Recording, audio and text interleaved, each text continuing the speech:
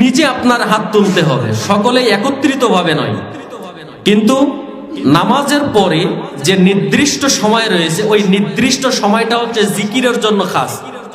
এখন জিকিরকে বাদ দিয়ে যদি আমি বাড়তি কিছু করতে যাই, সেটা আমার জন্য অতিরঞ্জিত এবং বেদাতের রূপ নেবে। কারণ নবী আলাইহিস সালাতু ওয়াস সালাম বলছেন ফাআলাইকুম বিসুন্নাহ, তোমরা আমার সুন্নাতকে অনুসরণ করো। তো নবী আলাইহিস সালাতু ওয়াস সালামের সুন্নাতকে যদি আমরা অনুসরণ করতে যাই, তাহলে এখানে আমার কথা হচ্ছে আমি যখন অতিরিক্ত কিছু করতে যাব, সেটা আমার জন্য বেদাতের রূপ নেবে। তাই তো আল্লাহ নবী সাল্লাল্লাহু আলাইহি ওয়াসাল্লাম 2697 নম্বর হাদিস সহিহ বুখারী এবং 4606 নম্বর হাদিস সহিহ আবু দাউদের মধ্যে আসছে, আয়েশা রাদিয়াল্লাহু তাআলা আনহা বলেন, আল্লাহ নবী সাল্লাল্লাহু আলাইহি ওয়াসাল্লাম বলছেন, মান আহদাসা ফি আমরিনা হাযা মা লাইসা মিনহু ফাহুয়া রাদ্দুন। কোন ব্যক্তি আমার দ্বীনের মধ্যে এমন কোন নতুন জিনিস যদি ঢুকিয়ে দেয় যেটা আমার মধ্যে নেই, তাহলে সেটাই ফাহুয়া রাদ্দুন, সেটাই বেদাত। এরপরে আল্লাহ নবী সাল্লাল্লাহু আলাইহি ওয়াসাল্লাম 4385 নম্বর হাদিসে মুসলিমের বর্ণনায় বলছেন, মান আমিলা আমালান লাইসা আলাইহি আমরুনা ফাহুয়া রাদ্দুন।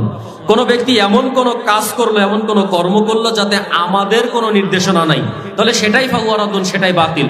এখন আমার কথা হচ্ছে, অত্র হাদিসের ব্যাখ্যার মধ্যে মিশকাতুল মাসাবির মধ্যে অত্র হাদিসের ব্যাখ্যাটি আসছে, ইবনে হাজার আসকালানী রাহিমাহুল্লাহ তিনি বলছেন যে নিষেধকৃত যত বিষয় রয়েছে সবগুলাই বাতিল। কারণ ইসলামের মধ্যে যে জিনিসটা প্রয়োজন আল্লাহ রাসূল মনে করতেন, ওটা অবশ্যই আল্লাহ রাসূল দিতেন, কিন্তু এটা দেন নাই কেন? এটা প্রয়োজন মনে করেননি। এরপরে হচ্ছে যত ধরনের নিষেধ বিষয় রয়েছে সবগুলাই আপনাকে আমাকে বাদ দিতে হবে। এখন আমি প্রথমে একটা হাদিস উল্লেখ করেছিলাম যে ওয়াদুবুর সলাতিল মাকতুবা, সলাতের শেষে আল্লাহ রাসূল বলছেন দোয়া কবুল হয়। এখন দুবুর শব্দের অর্থ হচ্ছে পিছন, শেষ অংশ বা পাছা।